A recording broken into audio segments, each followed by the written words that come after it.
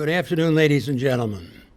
Please don't get settled too comfortably in your seats. We have work to do. We're going to go back in time and space, leave Palm Beach, and go to the early 1950s, Milan, Italy. And here we are.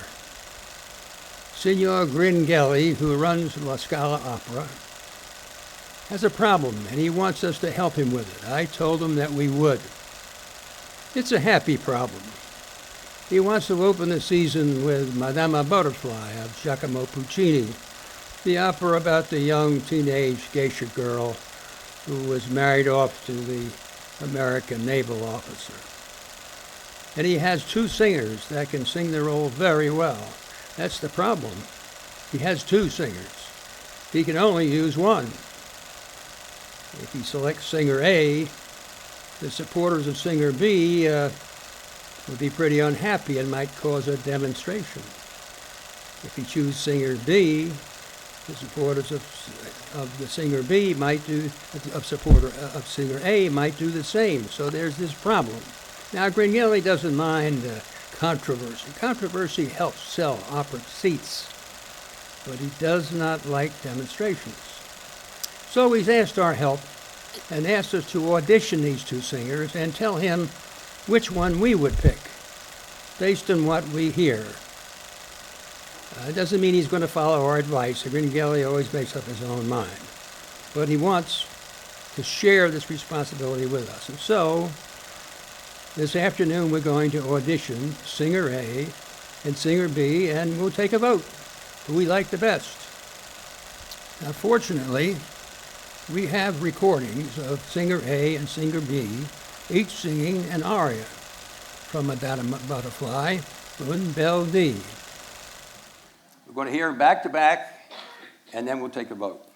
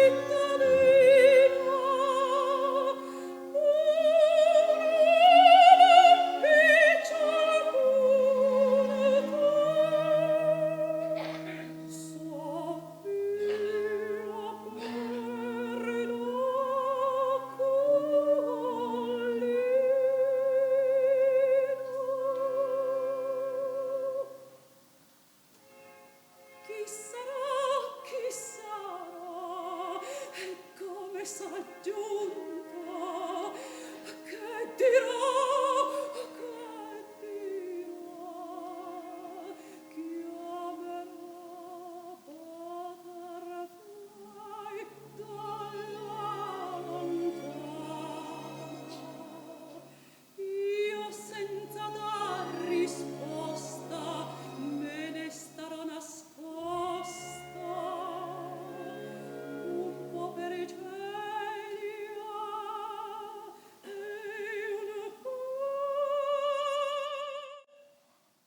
Singer A, now singer B.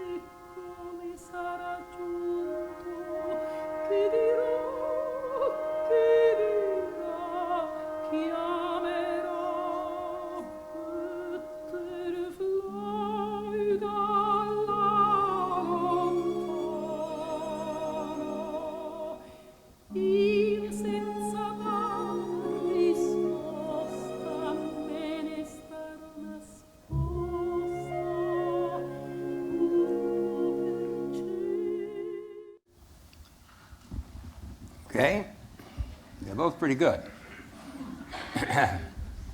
So now we'll take a vote. All those who are in favor of A, raise your hand.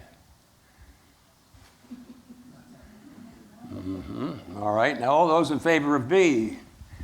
Well, there seem to be more B's than A's, but it's pretty close. I need your help. Someone who feels strongly about A. A is the best. Speak up so I can hear. Why? Why do you like A? A phraseology. It's what? A phrasing. Phrasing is better. Phrasing. Any other thoughts? Tell me. I can't hear. Breath control. First person. Phrasing and breath control. Anybody think it's maybe more yes, here. Sound is more covered.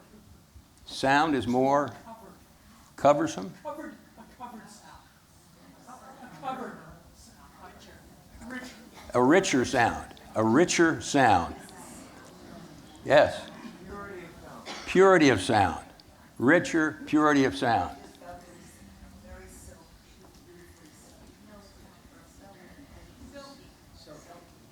Yes.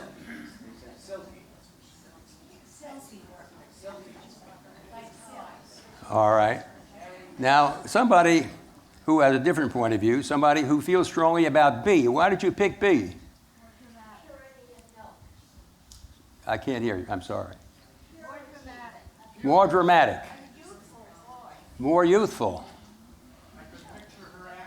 You can picture her acting. More emotional. Yes. Could it be both?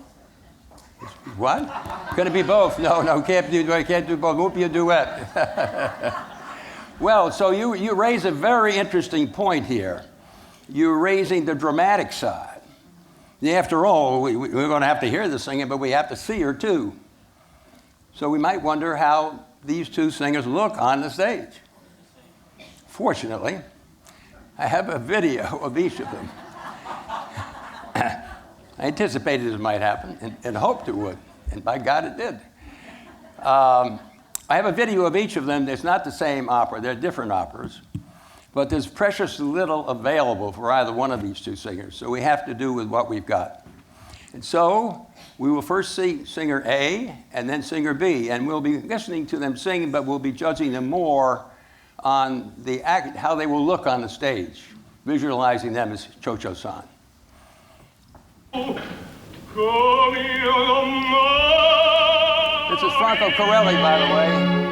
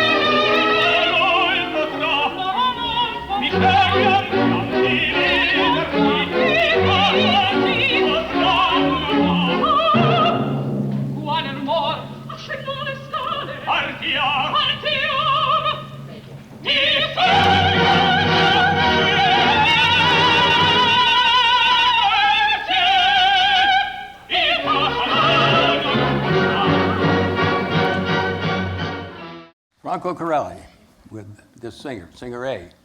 Now we're going to see singer B.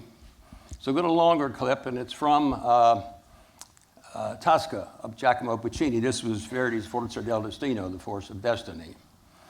Probably many of you know the story of Tosca, but for those of you who don't, in this second act, Scarpia, who's the chief of police in Rome, has captured Tosca's boyfriend. Tosca's a prima donna. Her boyfriend, the Cavaradossi, and is torturing him. And he has eyes on Tosca. She wants him to stop torturing him, so he says, well, I'll stop torturing him and if you agree to sleep with me tonight. And she reluctantly says, okay, but she needs to have a document so the two of them can escape and get through the guards at the border. And so he says he will make one up. And we pick up the scene where he's doing this. She's killing time walking around the room, and she sees a table there set for dinner with a knife and fork and so forth. And she takes a glass of water and puts a glass of water down, and she sees the knife, and she thinks, gee, can I take this knife and do this guy in? Can I possibly do this? As he comes towards her, she grabs the knife and stabs him and kills him. After she kills him, she feels sorry for him because she's a Christian lady, and so now she pardons him. And then she's got to find the document. She finds that, gets ready to leave, and she says, gee, this guy looks kind of messy here. I hate to leave him like this. So she takes a couple of candles, put one candle on each side, and then she finds a crucifix on the wall. She puts the crucifix in his chest, and she gets out of there. Okay, it's quite a bit of acting. A lot of this probably was the invention of Sarah Bernhardt, who was a great actress who sang the role when it was a play by Sardou before Puccini saw it, made an opera out of it. But it's one thing to have stage directions, and it's something else to be able to do all that stuff. So here we see singer B, and she's singing opposite a great singing actor by the name of Tito Gobi. Here we go.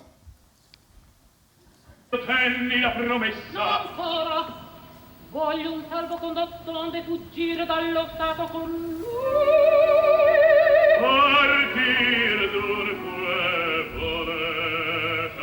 Sì, per sempre. Sia degna il voler vostro.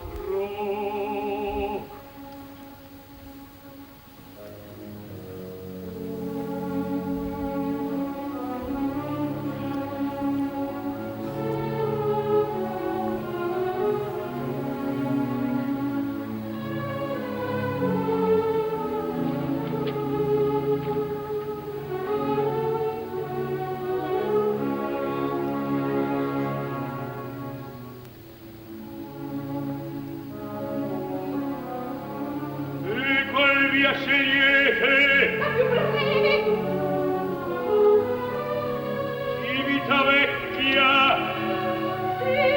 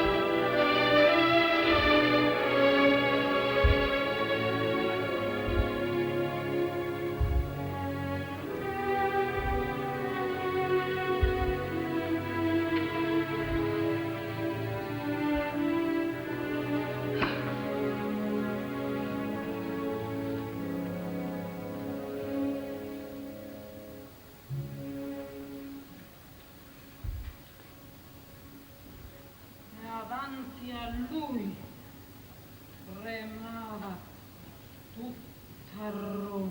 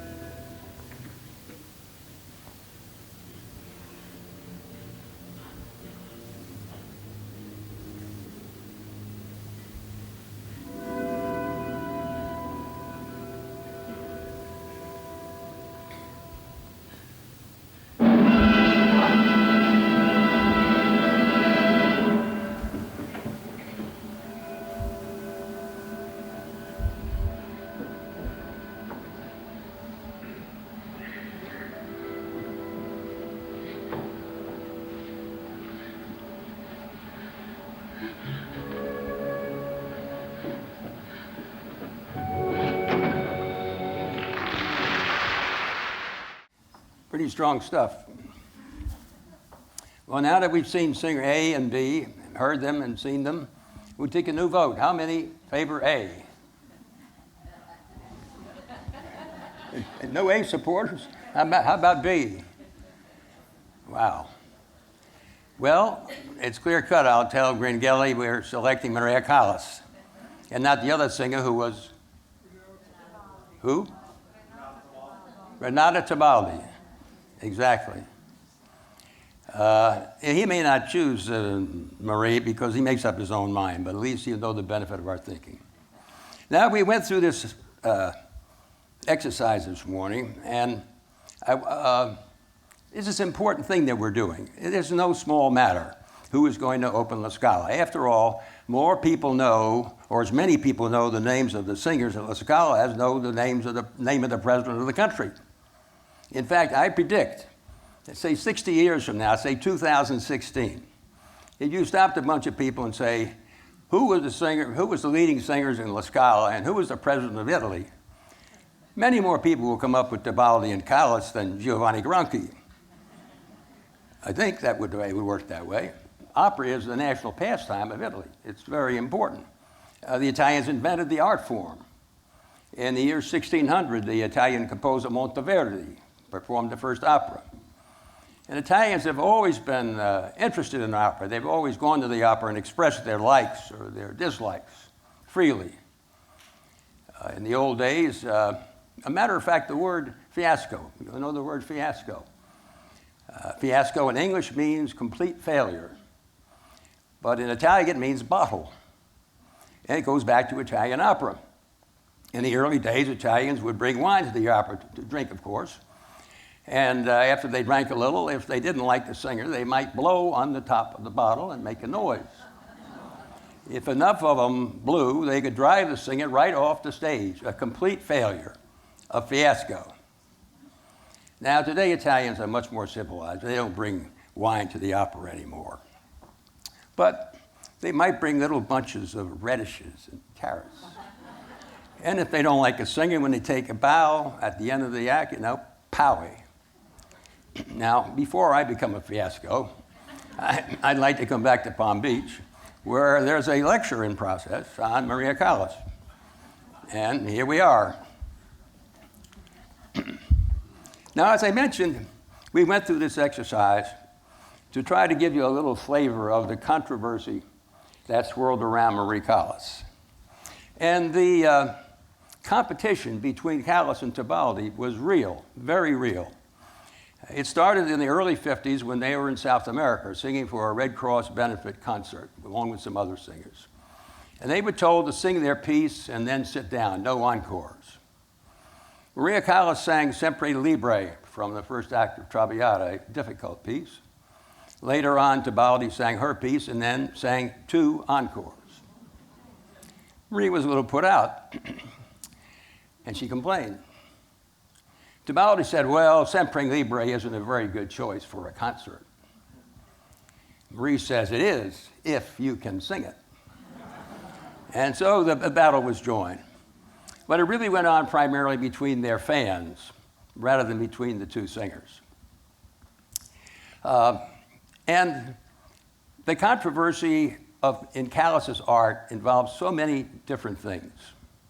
But I would say the most important controversial thing about her art was her voice, the voice itself.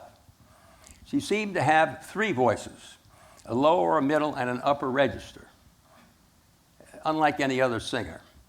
And I'll give you an example of this so you get the point. This is Callas.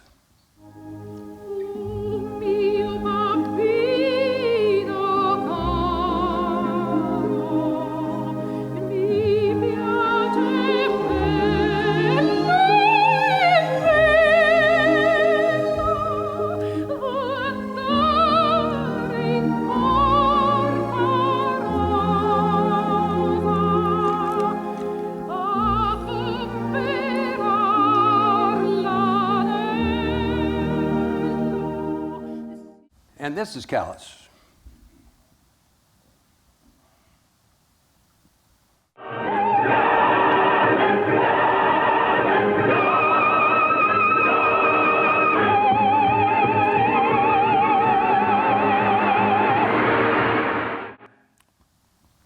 And this is Callas.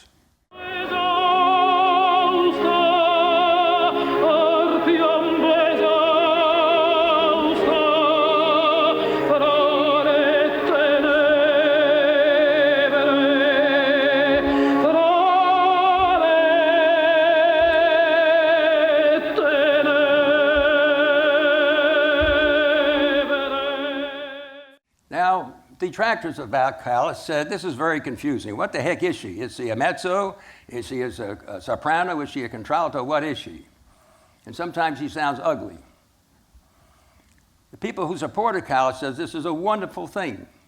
She has the flexibility to sing so many different kinds of roles and sing them all well from different kinds of composers.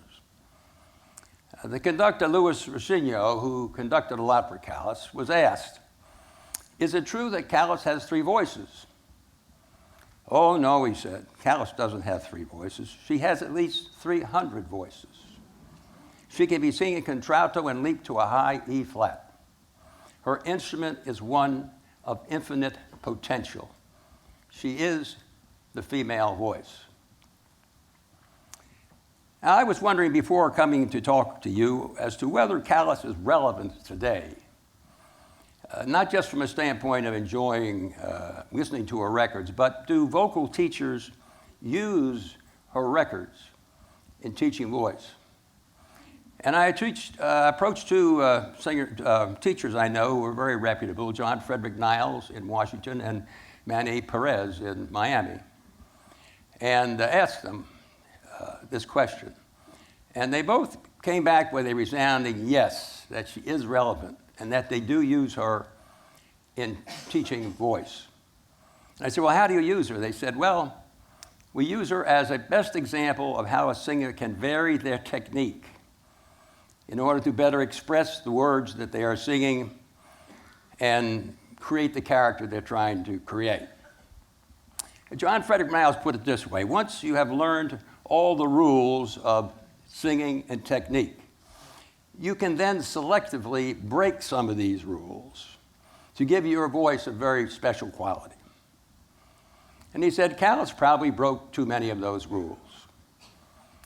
And I think he's correct.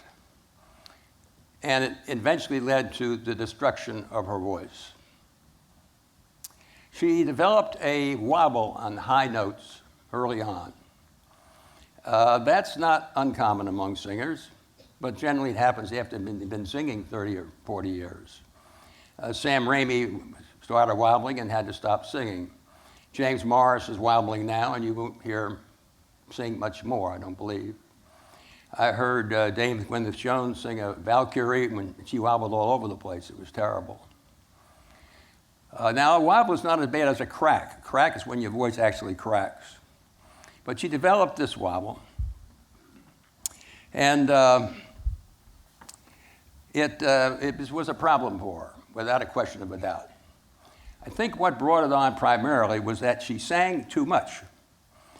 Callas was driven, absolutely driven, as you'll see in the video that we will be showing later on. She was a very determined woman, and she would not settle for anything but the high wire act. She was probably a mezzo, but she pushed her voice up into the stratosphere. And she wanted to get up in that high wire, and if she fell off it, she'd just climb right back up again. She was never satisfied with her own singing. No matter how well she sang, she would say, well, I can do better than that, and I will next time. She would sing full throat during rehearsals. And there were times when she was in South America, she was singing a different opera every 3 days. It's interesting to look at her career of singing. Here's a bar chart that shows the years that she sang. And in the 11 years, from 49 to 59, she sang over 90% of her opera performances. And that's a lot of singing. So that's probably what brought this problem about. Now, on top of all this, she was a fabulous actress. And she worked very hard at that. When she was a teenager in the conservatory in Greece, she studied acting.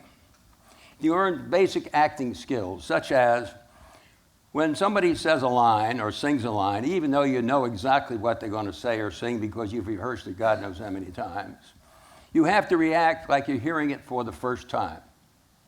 It's a basic acting skill, but very few singers do it.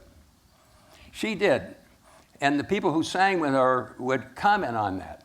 And what that did was bring them more into being dramatic themselves. That's why I love the recordings of Callas that are of live performances. Instead of singing before a mic in a recording studio, they're on a stage acting. And you can see it. You can virtually see them acting because of the way it comes out. It's very interesting.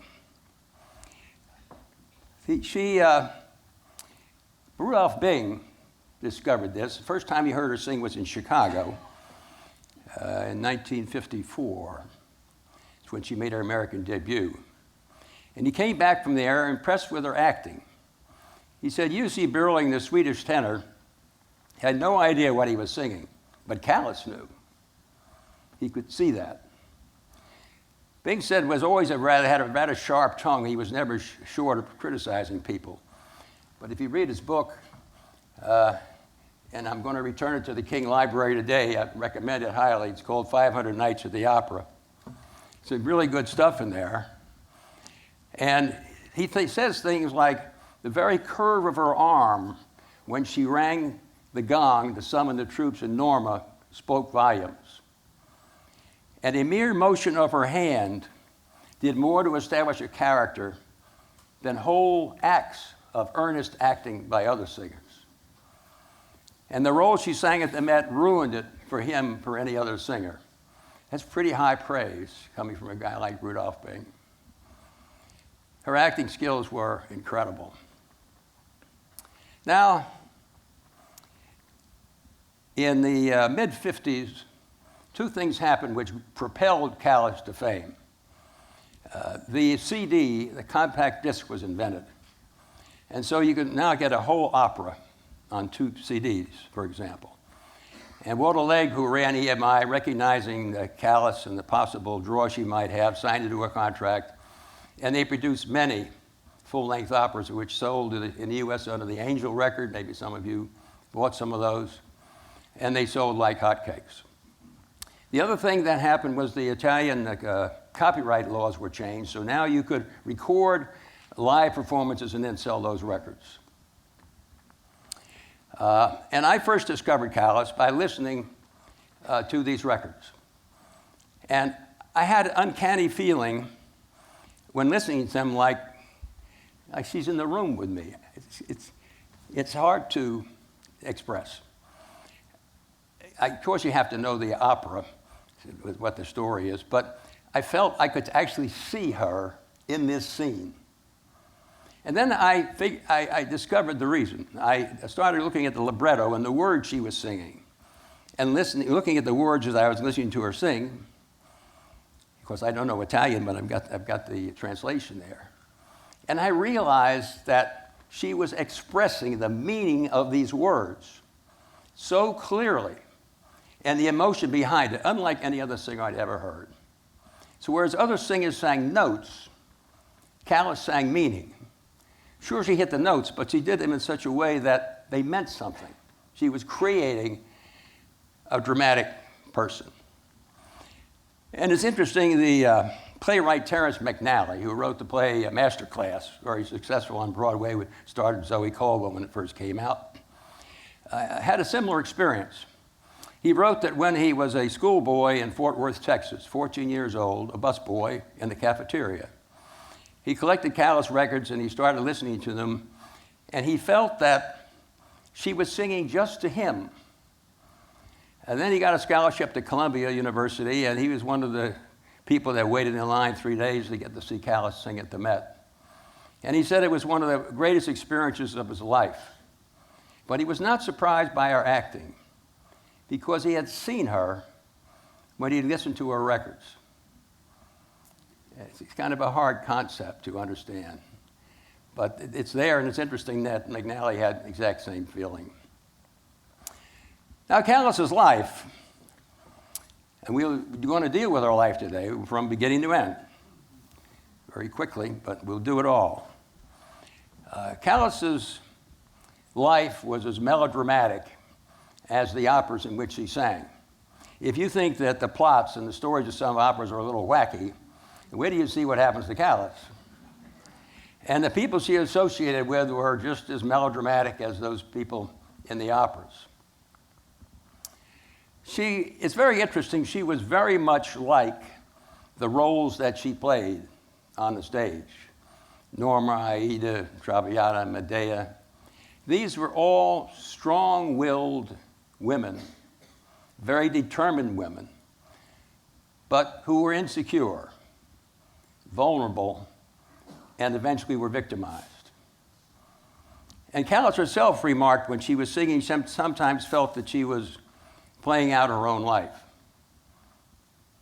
It's quite interesting. She referred to herself oftentimes in the third person, originally as the voice with a capital T and V, later as La Callas. And she thought she was two people in one body, and that there was a blur between Callas and Maria. By that I mean, when Callas was on the stage acting, she was really acting out scenes from Maria's life. And when Maria was off the stage, many of the things she said and did were basically an act. If you keep that thought in mind, you'll see some of that in some of the video that we have. It's a very interesting thought.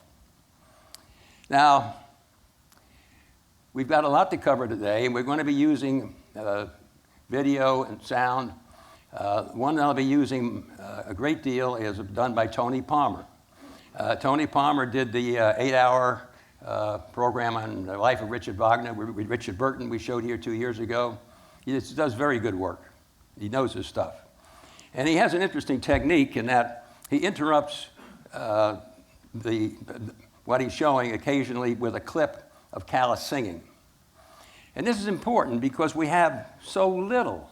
What you just saw is the second act of Tosca is all we have of Callas on the stage. And it's such a crime when I think if she were alive today with HD, my God, if if we could capture a whole Traviata, a whole Medea, a whole Lucida, Lammermoor, I mean, it just would be unbelievable. But this is all we have.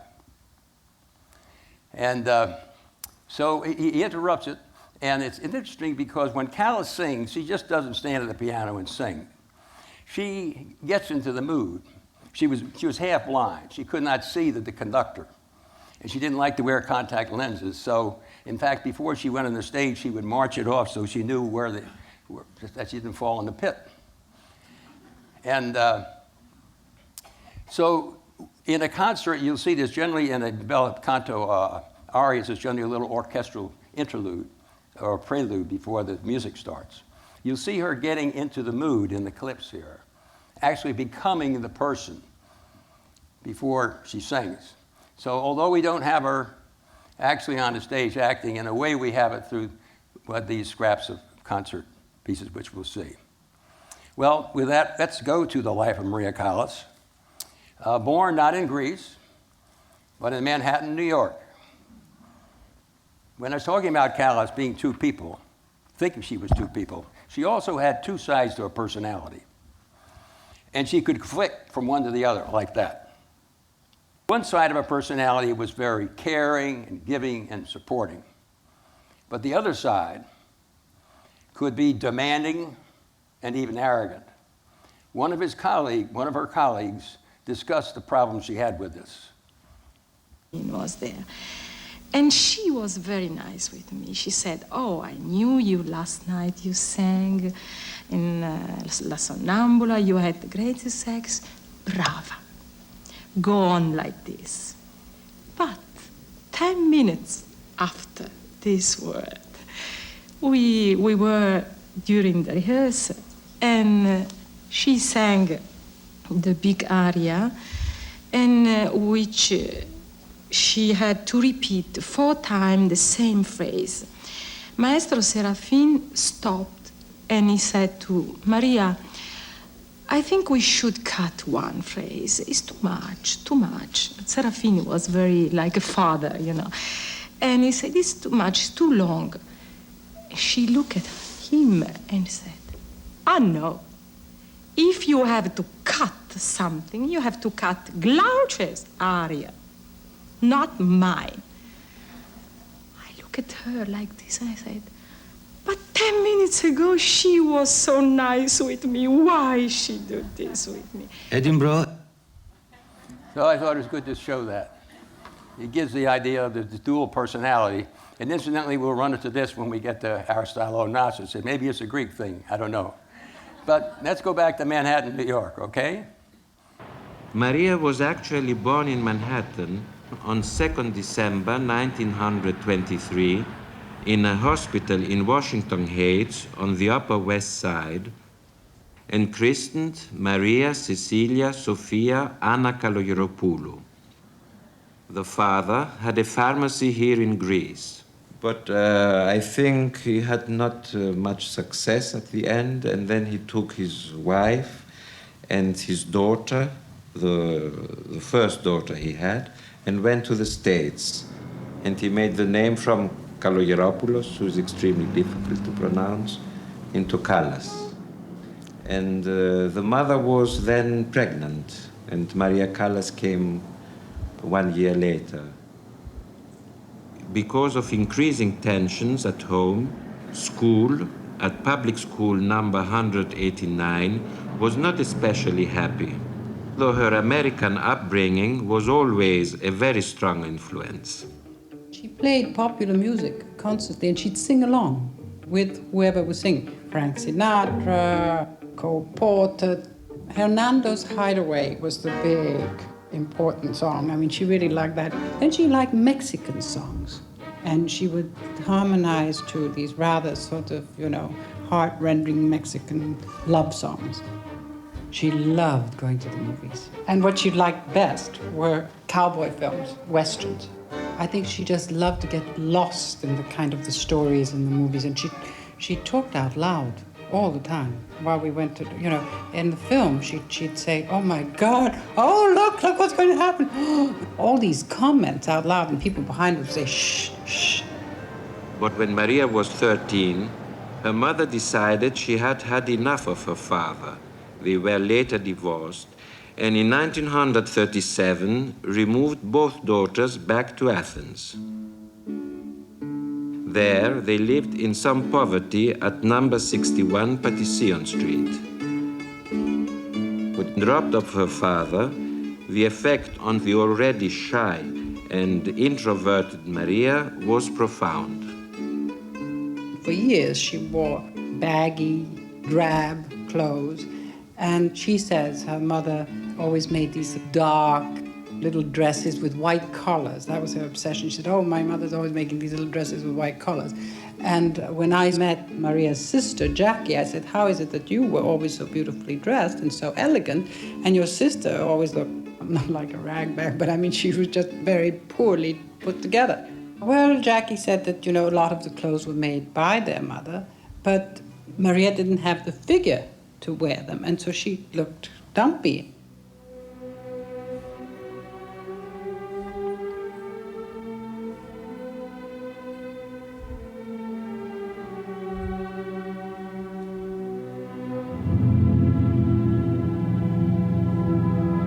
A mother must be a good mother to her children, yes or no? There's no going away from that. It is a responsibility. She's not doing anything special. It is her duty, not responsibility. It's her duty. There's where I'm stiff as a German, if it can be called German. A mother, there's nothing extraordinary about, oh, how wonderful a mother she is. She's got to be wonderful. Otherwise, don't have children. If you don't even trust your mother, who do you trust? The program was that, of course, I should become a singer, I should become an artist in any case. Usually what parents say is, well, I sacrificed myself for you, but you will do what I was supposed to do in life. But the mother did have the good sense to send her to the music conservatory here in Athens, where she attended the classes of a famous teacher, Elvira de Hidalgo, with her best friend and fellow student at that time, Zoe Vlachopoulou. Θυμάμαι λοιπόν όταν ήρθε το 1939 στην τάξη της κυρίας de Hidalgo, μια κουπέλα ψηλή. When she came to Madame Hidalgo's class in 1939, she was a tall, fat, dark-haired girl with beautiful eyes and great self-assurance. Judging by her appearance, I didn't think she would be able to sing. But when she opened her mouth, my own mouth fell right open. And Hidalgo, she was transfixed. Maria seemed to learn everything so quickly. By the end of her first term, she was speaking fluent Italian and French. She was very clever. Elle était très musicale et musicienne parce qu'elle connaissait très bien la musique, elle jouait du piano, très bien. She was very musical. Elle était She played the piano well. Elle partait la dernière. She was always the first to arrive in class and the last to leave. She listened to all my students, often for 5 hours at a time. She was fascinated by the idea of reaching the top notes. She asked me about her future. I said that if she continued like this, she would be able to achieve everything. Everything.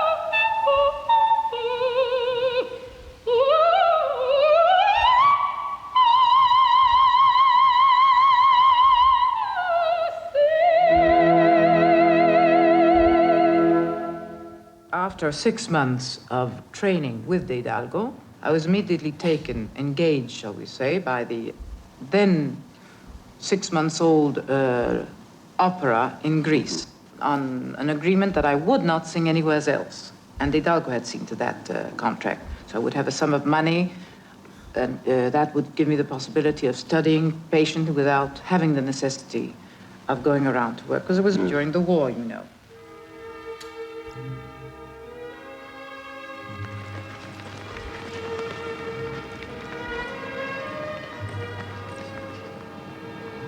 It was a terrible time.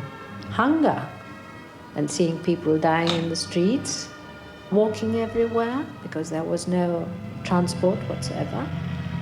Maria used to go 4 times a day to the conservatoire, quite a distance, backwards and forwards on foot. And if you had the money to get some sort of food, you got it. If you didn't, then you had to sell things. All your valuables had to be sold to the black marketeers and buy food. She was pushed in a way, but Maria had to do what she did. Although she had been singing since she was 14, her professional operatic debut was actually in a cinema, the Palace, because the National Theatre had no air raid shelter. She sang in Boccaccio by Franz von Suppé. 1 year later, incredibly enough, she sang Tosca, but her first big public success was in the opera by D'Albert called Tiefland, conducted by Maestro Zoras. She was only 21. Δεν υπήρχε ηλεκτρικό και η Callas με η Καλογεροπούλου λεγόταν τότε. There was no electricity, so we used to sit at night with oil lamps. But every 10 minutes the lamps would go out. But Maria would insist on cleaning them and lighting them again. We must rehearse, rehearse, rehearse, she would say. Και πάλι πρόβα, και πάλι πρόβα. I think the secret was her willpower. Callas was born with all sorts of disadvantages. Maria was not born a beautiful woman. Maria was fat, obese, ungraceful. When you realize the type of body she started out with in life, which was like that of a pachyderm, her voice was not of the most beautiful quality. And still she made this instrument the most expressive, the most telling, the most true to the music that she interpreted of all of the singers of her day. What happened was that the war ended and Marie lost her scholarship at the conservatory. You heard the voice say a few minutes ago she had to do what she did. She was referring to the fact that she sang before Axis soldiers, German and Italian soldiers, to make a living. It's the way they did it. And so after the war, the government took away her scholarship. De Hidalgo wanted her to go to Italy to further her studies. But Maria wanted to go back to see her father. She missed her father greatly. So she went back and spent 2 years living with her father in Brooklyn. She had some auditions which didn't work out. She did some studying, some voice studies. She came close to singing with a new opera company called the United States Opera Company, started by a fellow by the name of Bagarazzi, who signed her to a 10-year contract that would give him a small percentage of any money she made for 10 years. She should never have signed that contract. But she was young, she didn't know any better. She was supposed to open with Turandot, and the day before opening, Bagarazzi declared bankruptcy. Fortunately, there was an agent there in Chicago looking for someone to sing in Verona, Italy, in La Gioconda in the summer festival. He auditioned Maria and signed her on the spot and gave her enough money that she was able to go to Italy. There she sang in Gioconda with some success. But most importantly, she met Giovanna Battista Meneghini, this gentleman here, more than twice her age, who was an Italian businessman who knew and loved opera. And he saw in Marie a great potential. I think he felt that she would be a good meal ticket for him. And so he became her agent. In time, he became her lover. And eventually, in 2 years, he married her.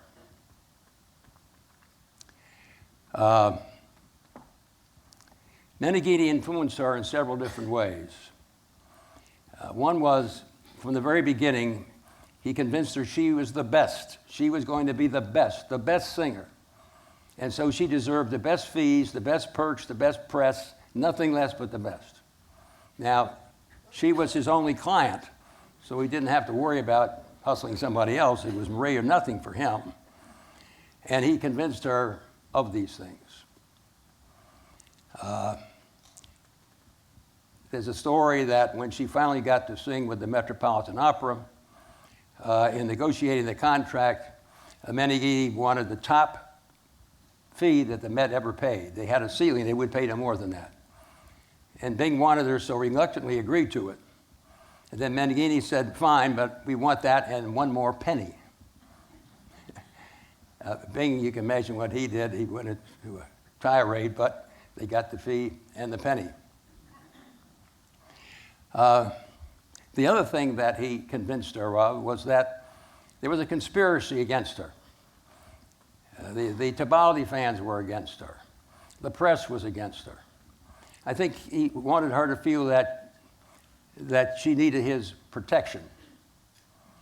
And of course, there was an element of truth to that, without a question of doubt, as we will see. But it preyed on Marie's nerves. Marie knew she had this wobble that might come back every now and then. It didn't happen often, but it was unnerving when it happened. So she was under great, terrific pressure. She always set such high standards for herself. They say she always wanted the high wire act. So she was under enough pressure to start with. She didn't need any more pressure. But that's the way it was. And here's one of her colleagues talking about this impact on her. Waiting to go on stage for the last big aria. And I saw, it was not the premiere, it was one of the performances. And I saw, and she was in a state of nervous that I went and said, Maria, for God's sake, I mean, it's now, I mean, you're the glory, and then you have performed, and he grabbed my arm, you know, like this squeeze, and said, you know that every time I go out there, they are waiting to get me. One time, Maria fought back. And it happened when she was singing Medea, with Thomas Shippers conducting, and the Jason was John Vickers. And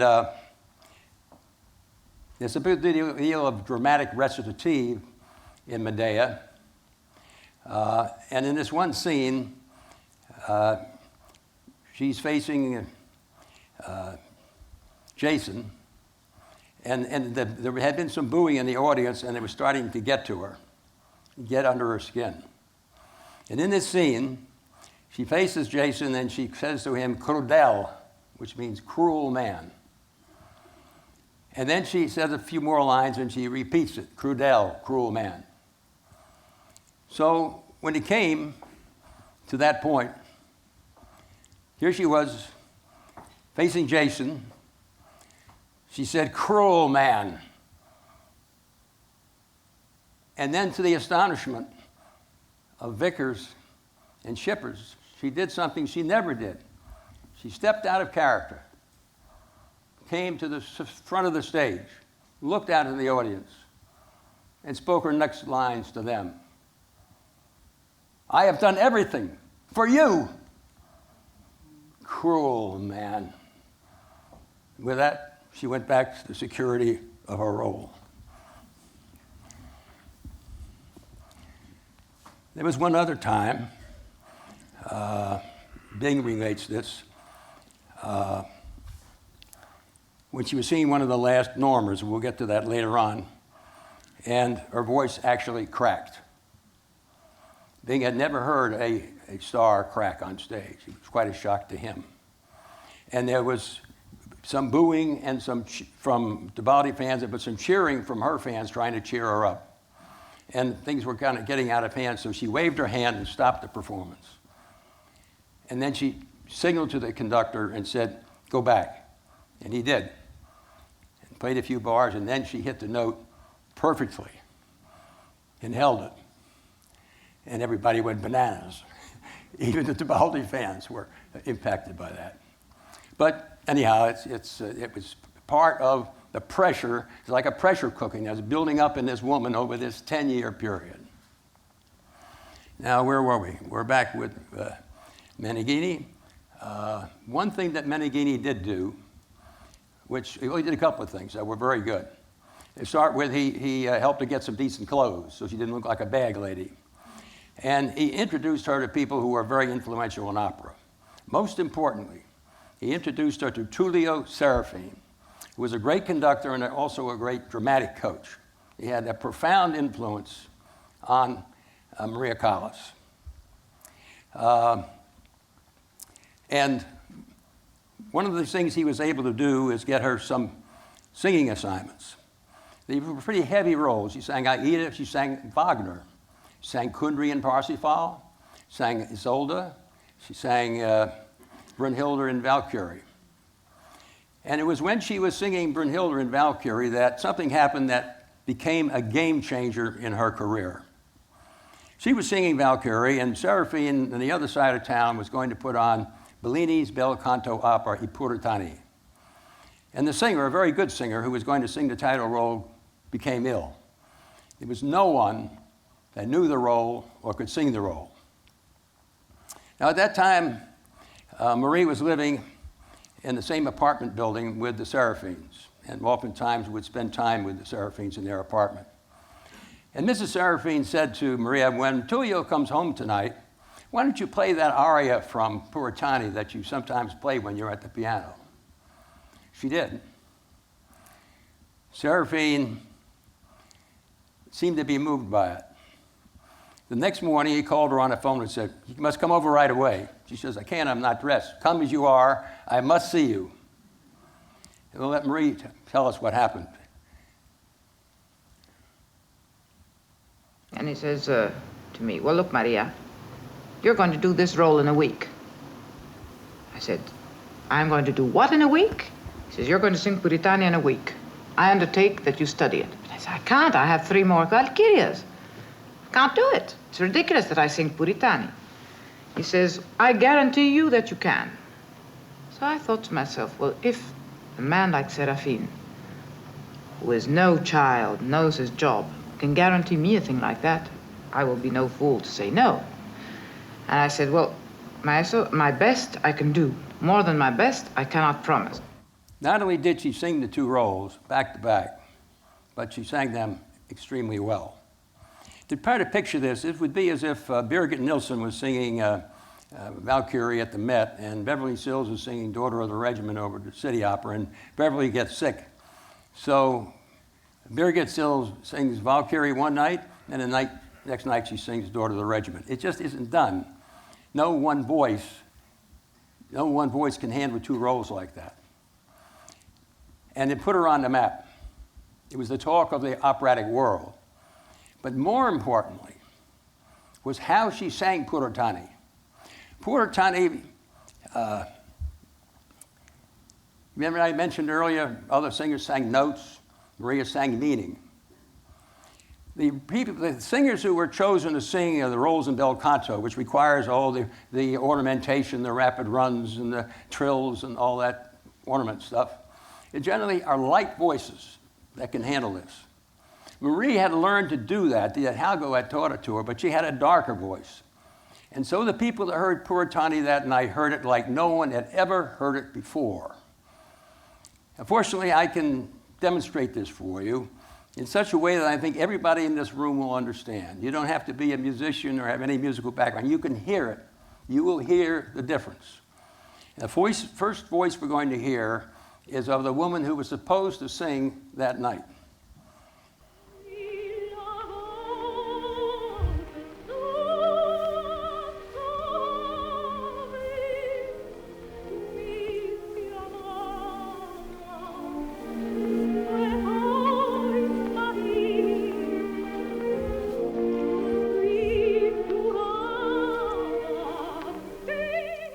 To understand the impact of Callas's feat, one has to understand that the role of Elvira in I Puritani had long been the property of light-voiced lyric sopranos such as Margherita Carosio. The artists Venice's Fenice Theatre had originally engaged to sing the part.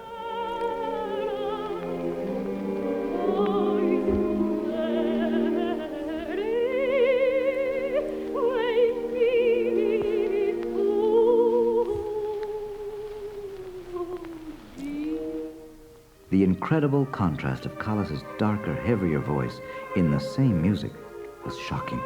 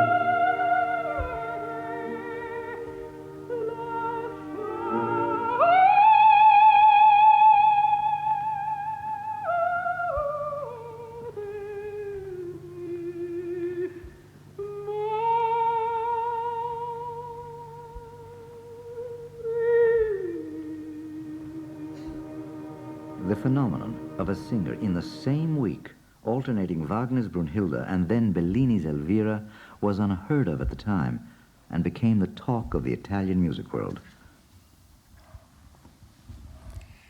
If you don't carry anything away from this talk, but two things, what you just heard and the acting you saw in Tosca, you've got the essence of what Maria Callas made her so very special. Now, there's, of course, much more to the story. We're going to cover it. But to me, that's the kernel of what we're talking about here. And there's no other singer like her before or since. There's nobody like this around today. I wish there were. We could see him in HD. But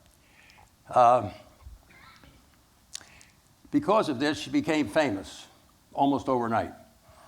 And Meneghini was able to arrange a tour for her with some very fine singers to South America and Mexico City. On the strength of that, they got married.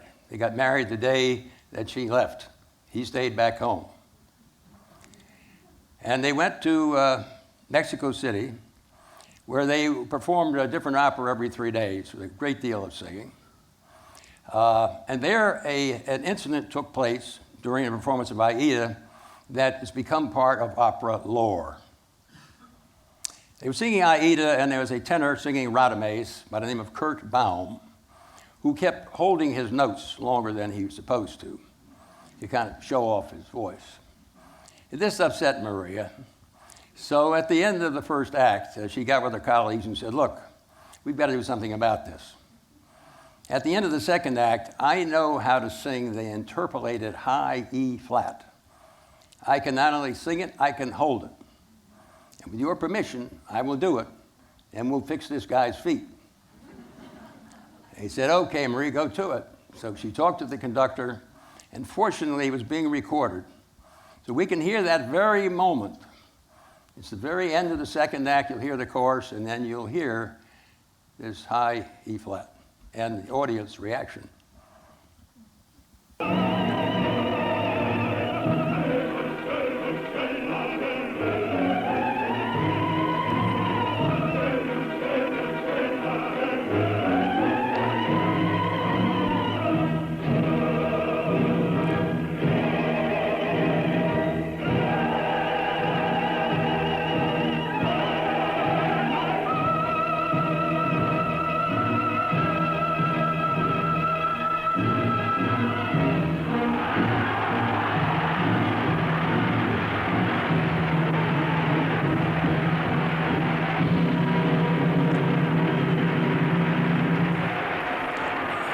The volume was a little louder, but you got the idea.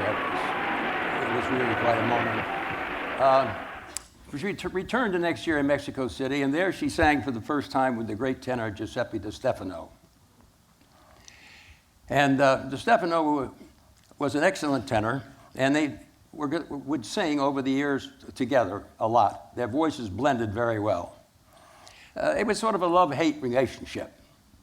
Marie wasn't too happy with Giuseppe because he was late for rehearsals, didn't take his singing seriously enough. As for Giuseppe, he said, well, when you're singing with Callas, keeps you on your toes. If you don't sing your very best, she'll steal the performance. Now, we have a brief duet from the second act of Puritani, sung in Mexico City, and I think it's a wonderful example of Di Stefano and Callas keeping each other on their toes. Vieni, vieni fra queste braccia, amor, delizia e vita. Vieni, non mi sarai rapita, finché ti stringo al cor. Ad ogni istante estate, ti chiamo e te sei brava.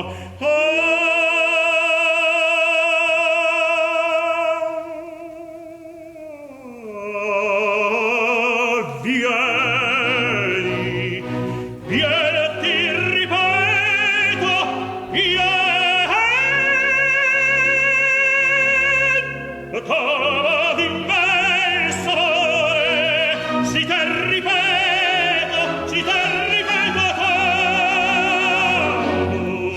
trova di me il sapore.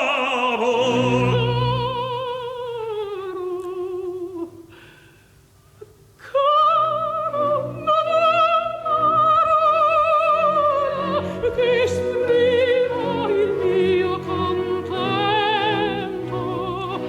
l'alma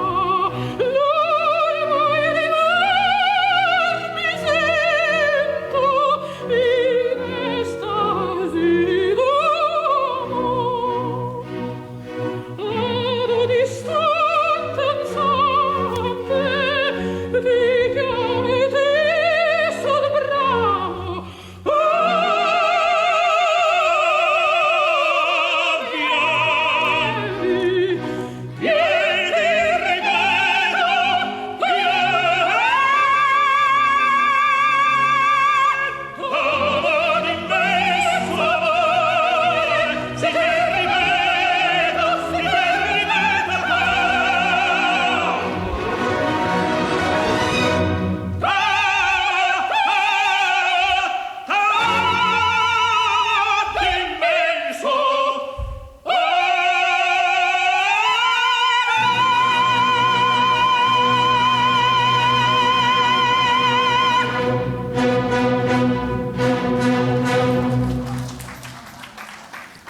Well, when Marie got back, she worked with Seraphine. And Seraphine worked with her in her dramatic skills.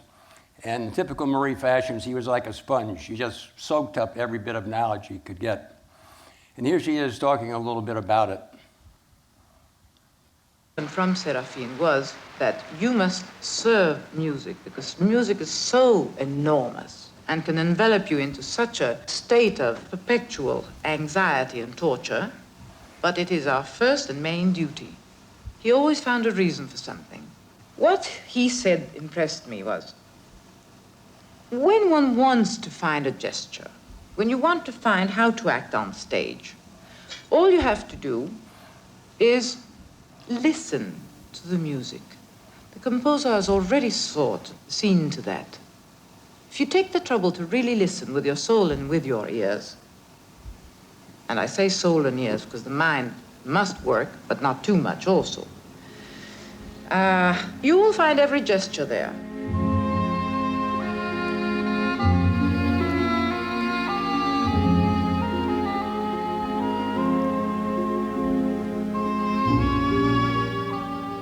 Immediately after my debut in Italy, no agent would give me a job because I was not loved that much. I was something new to listen to, and they disliked anything that took them away from tradition. Every 4 or 5 months that I would have a role. many people that used to say, well, her high notes are beautiful, but her middle notes are not. And the other one say, oh, the middle notes are beautiful, but the top are no good. In other words, they wouldn't agree. What impressed me was they used to say that, well, she does know how to move on stage.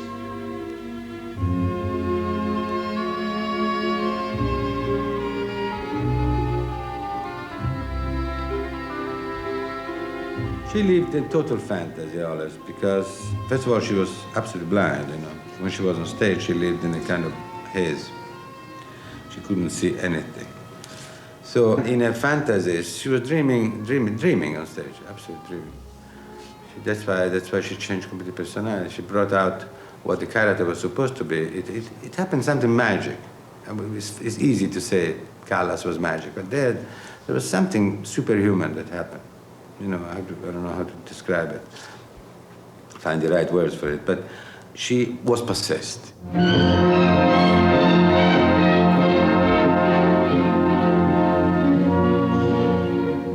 She literally changed the face of opera. It was a recurrent joke among us to divide the history of opera into eras, BC and AC, before and after Callas.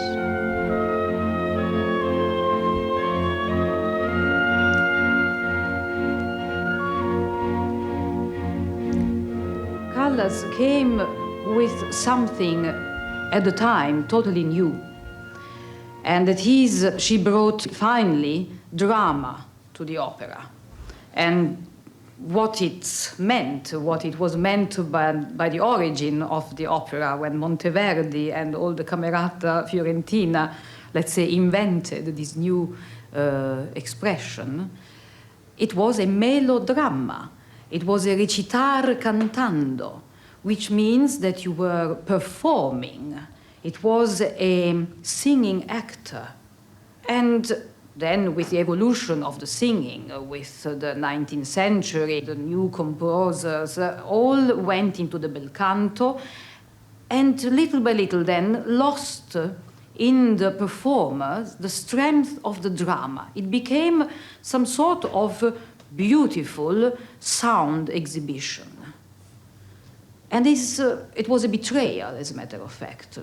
Callas, with her strength of drama, brought back to the origin of opera what it means. So, after her great success in Verona, it was inevitable that sooner or later she would be invited to Italy's most important opera house, La Scala in Milan.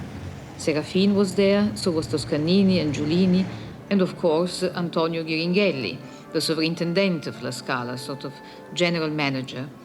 He was a rich businessman with a big personality who felt married to La Scala, I would say, and didn't take kindly to demanding prima donnas disrupting his marriage. He wanted Maria, but only on his terms. She demanded to be acknowledged as the star she was. Impasse.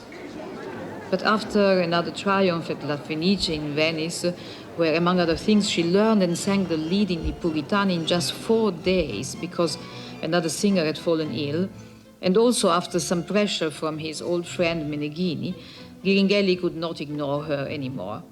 In December 1951, she made her debut in I Vespri Siciliani. These were perhaps her greatest years.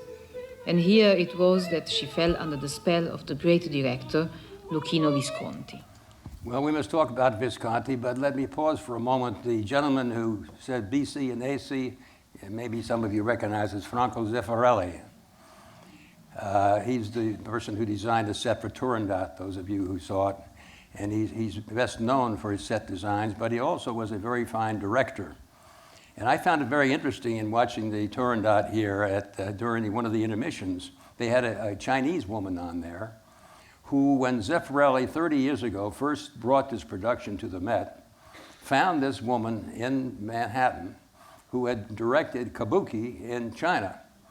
And so with a wonderful fan stuff and the choreography of Ping Pang and Pong was all happened because Zeffirelli, in giving such great attention to detail, found this woman who's still alive and talked about it.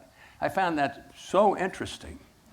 So interesting. And it blows my mind that Gelb hires all these Broadway and Hollywood directors, but they don't do a damn thing but put them in modern clothes. As far as directing the acting or doing something creative like finding somebody who knows kabuki, forget it. Oh, sorry, the aside. They mentioned Visconti. Visconti, as Seraphine was very important to Callas, so was Visconti. Visconti directed movies and stage plays, but he loved opera. And he went to see a performance of Parsifal. Zeffirelli was there that same night, by the way, and to hear Callas sing Kundry. And both he and Zeffirelli were blown away by her performance. When it was over, he went behind the stage, Visconti did, and saw Maria and said, "You know, I've never directed an opera, but I would like to do one for you." Well, she says, "That's very nice, Mr. Visconti. If you have something in mind, call me sometime." So he went back to think about it. He then saw a performance of Traviata with Callas. Once again, he was blown away by her singing and by her acting. And the incredible thing about her acting was she was so big, she gained even more weight. In fact, the press said that her ankles rivaled those of the elephants in the production. And yet she carried it off. And he thought to himself, my God, what I could do with this woman if she just weighed 80 pounds less. Little did he know that Marie was thinking the same thing. And here's John Ardoin to tell us what happened. But if the voice of Callas the artist was being transformed, the body of Maria the woman was not. And it just so happened at this time that Audrey Hepburn was filming Roman Holiday in Italy. Maria suddenly announced that she wished to become as thin as Audrey Hepburn. It was utterly amazing, but in a year, she lost 37 kilos, which is about 80 pounds. She was still a very young woman, however, so her flesh hung off her like an empty bag. So she went to tremendous efforts, gymnastics, massages, and so on, in order to reabsorb all this loose flesh. She never managed with the ankles. In fact, one of the reasons she never wanted to perform Carmen was because she would have to show her feet and ankles in the dance. And she just didn't want to do that. Maria the woman was now wanting to be the equal of Callas the artist.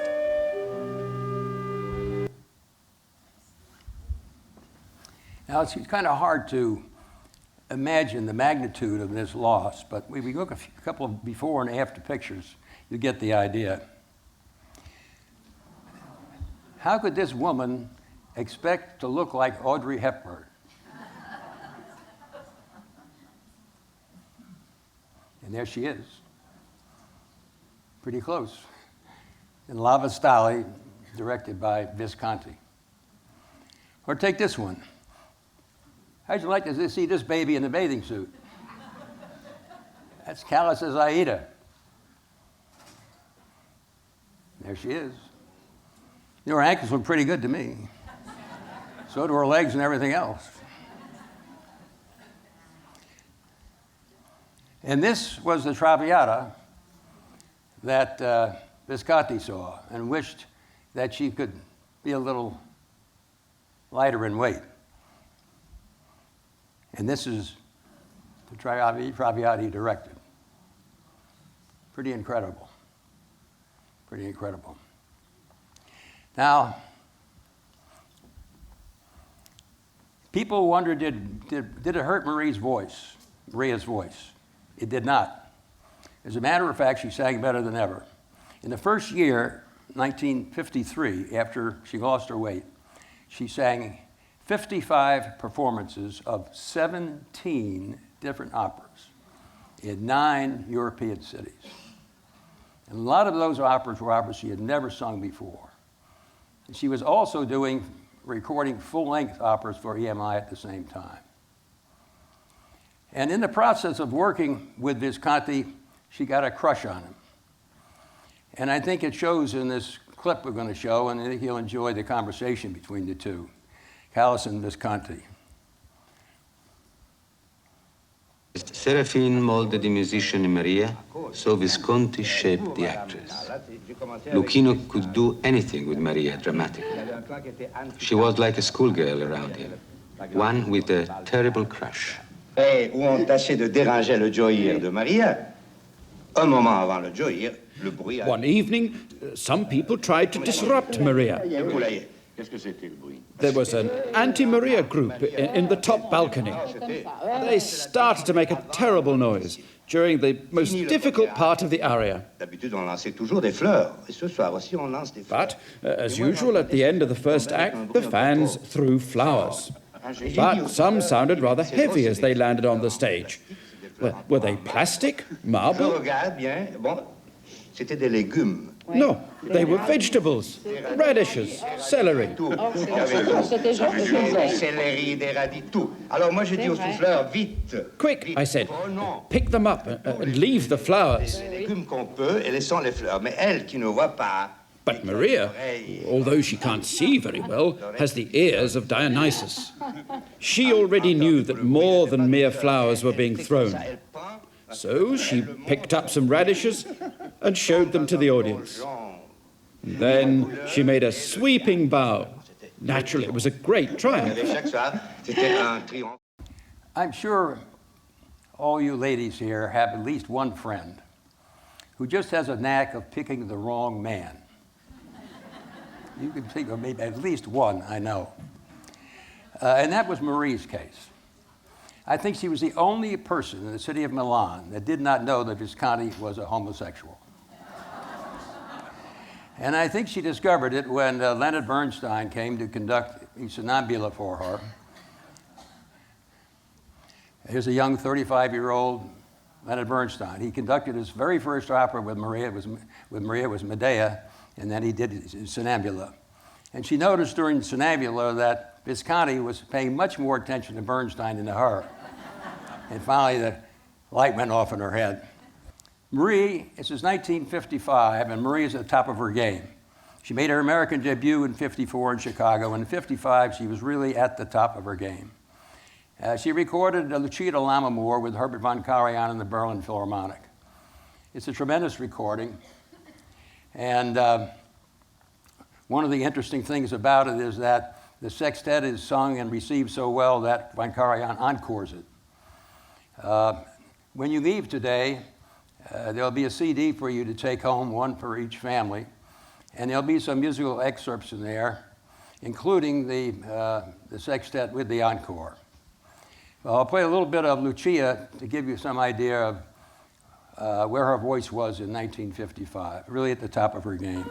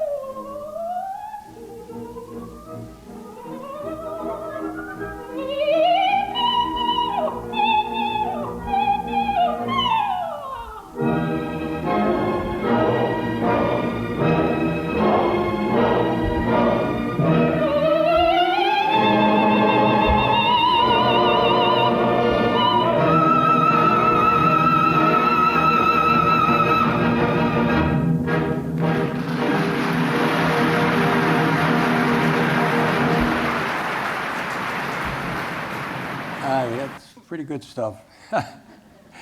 Well, things were going too well for Marie, as he was bound to have a reversal of fortunes, and she did. In less than 12 months, she had 3 so-called scandals, which greatly affected her career going forward. Now, the first one happened in Chicago. I mentioned that she made her American debut there in '54. She returned in '55, and interestingly enough, she returned with Renata Tebaldi. And at the Lyric Opera, Callas sang Norma the first night, and Tebaldi sang Aida the second. They were kind of showing up the Metropolitan. It was not lost on Rudolph Bing, I can assure you. And they added Madame Butterfly. The 3 Madame Butterflies were completely sold out. And so they added the 4th performance. Now, when she arrived in Chicago, she got a notice from this guy Bagarazzi. Remember back when she was visiting her father, and she signed that contract for 10 years, which he completely forgot about? Well, Bagarazzi said he was ready to collect his fee and going to sue her. Meneghini said, don't worry about that guy, he's small potatoes. But Callas was worried, and she asked the Lyric people to have a bodyguard and kind of look out for her. Everything went fine until that extra performance. She sang very well, was very well received, and as she was going back to her dressing room, a man with a hat and an overcoat came with her with a paper in his hand, and she thought he wanted an autograph. So he went towards her, or she went towards him, and with that she realized she was being served a summons, and she let out this big scream. And there was a photographer there, of course, that took his picture. That was in every paper in the country the next day. Became a very famous picture of the scream. Oops. I'm sorry, that's the wrong scream. No, this is the wrong scream. This scream is too quiet. It's too quiet. Callas' scream is much louder. And there it is. There's a guy leaving. Well, that was a little unnerving. The next scandal was the so-called Rome walkout. And we'll be able to see what happened there. It was almost like a newsreel. Rome Opera makes headlines with a performance that didn't happen. Or at least soprano Maria Callas refused to carry on after the first act. Arriving before the overture, here's Maria looking fine. And to listen to her sing Bellini's Norma, a glittering audience had gathered. The stars of the Italian screen, like Anna Magnani, quite a fiery character herself when she wants to be, and Silvana Pampanini. American society hostess Elsa Maxwell must be thinking that this almost equals one of her own fabulous parties. A fashion parade straight out of Who's Who, with enough material to keep the glossy magazines happy for weeks. You don't know whether to look at dresses or faces, though some faces you can't miss, of course. 3,000 people, from artists to aristocrats, from dancers to diplomats. As brilliant a first-night audience as the Eternal City has ever seen. All here to listen to Maria Meneghini Callas, soprano. To crown the occasion, the President of the Italian Republic himself, Signor Giovanni Gronchi. But even the President has to be content with one act only. Then Maria Callas says she doesn't feel well. So as not to disappoint you too, our cameraman dropped in on a rehearsal. Perhaps he had a premonition what would happen on the night.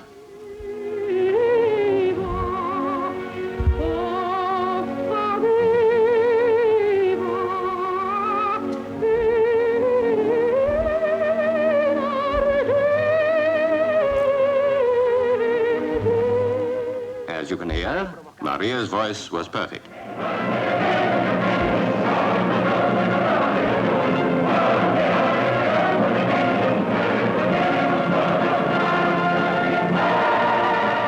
Maria has been known to walk out before, so if you want to be sure of hearing her, don't get all dressed up.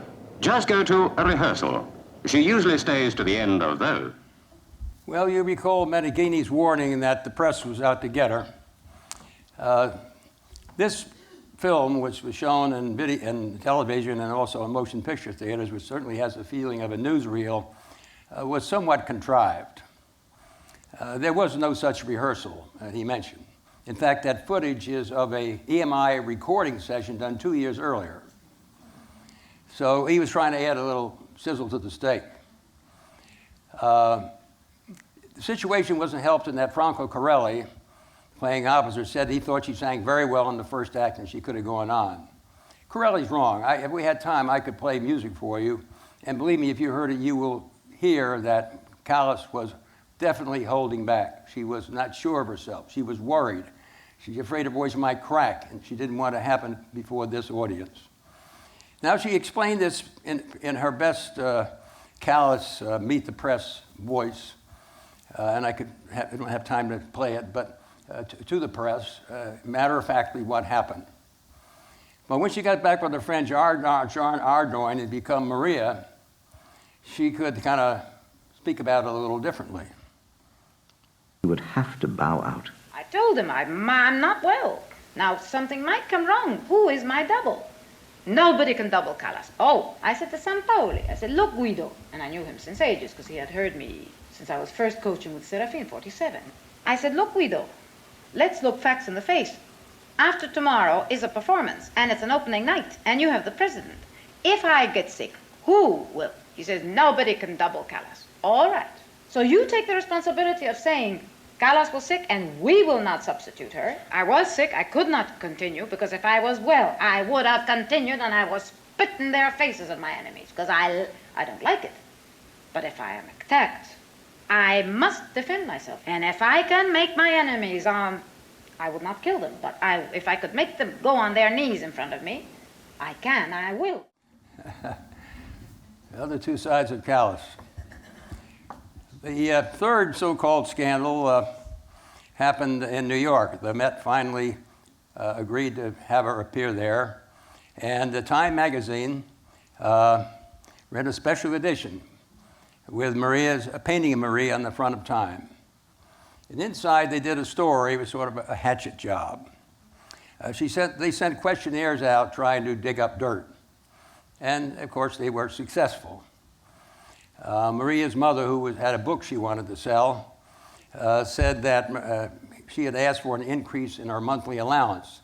Incidentally, nobody paid much attention to the fact that she was getting a monthly allowance from Maria, but anyhow, she asked for an increase. Maria says no. She says, you're healthy and young enough, you can get a job. Giuseppe Di Stefano said, I'll never sing with her again. Of course, he's probably was singing with her the next week, but he was one of those moods at the time. And so this was timed to come out just 2 days before her debut. And it had the desired effect in that the Times reported the next day that Zinka Milanov, isn't that a beautiful picture? Zinka, who considered herself the prima donna of the Met at the time, got more applause when she went to her seat in the orchestra than Callas got when she came out on the stage. Now, there's a story behind that. Zinka was put out that Callas was getting all his attention. And so she talked to an usher that she knew and arranged to have her seated in the orchestra at the very moment that Callas came out on the stage, and hoping to steal the thunder away from Callas, and she was successful according to the Times. The only problem was it didn't embarrass Callas any because she was so blind she thought all the applause was for her. But this was the so-called third scandal. So we have a situation where Marie Callas, the artist, was at the top of her game, is now running into some lumps. In the meantime, Marie the woman is like a butterfly that's just come out of a cocoon. She's not sure what to do with her beautiful new body. And that was very important to her. It took a great deal of willpower to lose all that weight. And suddenly she was in the face of all magazines. Couturiers were designing clothes for her in Paris and London and Milan, and she wore them very well. And she was looking for a man. And it so happened that Elsa Maxwell, the gossip columnist, came up with an answer, which we will learn about in Act 2 of this melodrama. Act 2 is much shorter than Act 1, but it contains a lot of action. I mean, we'll have a birth and death of a child, an abortion, an assassination, a murder, artistic triumph, I don't know what else, a lot going on in a very few minutes.